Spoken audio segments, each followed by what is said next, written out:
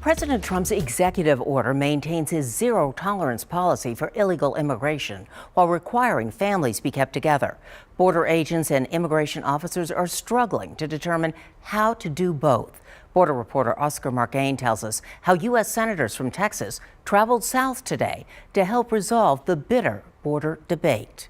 A roundtable with more than 20 local, state, and federal officials, lawmakers, and nonprofit organizations meeting to get a grasp on what effect the zero-tolerance policy and now the end of separating families at the border is having on their agencies and the children. Some of those families. For over an hour, the discussion included needs of law enforcement agencies and demands from nonprofits to ensure the well-being of immigrant children and families.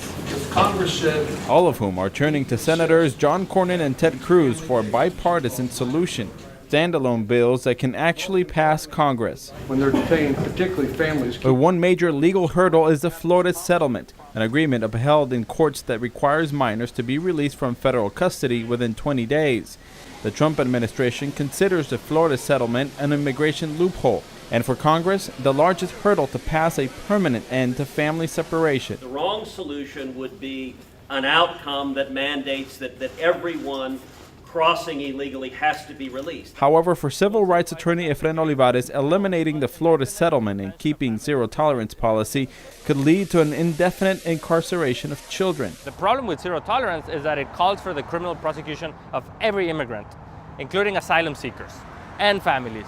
So that's the problem. That's why they're having a chaotic moment trying to figure this out. For now, Border Patrol, which makes referrals to the Justice Department to prosecute those crossing the border illegally, is having a hard time enforcing both zero tolerance and keeping families together. Right now, we're looking at what we're going to do. Whatever we do, we are going to keep the families together. In the meantime, Senators Cruz and Cornyn are hoping their proposals will get enough support from Democrats to bring order to law enforcement and immigration. In Weslaco, on the Texas-Mexico border, I'm Oscar Margain reporting.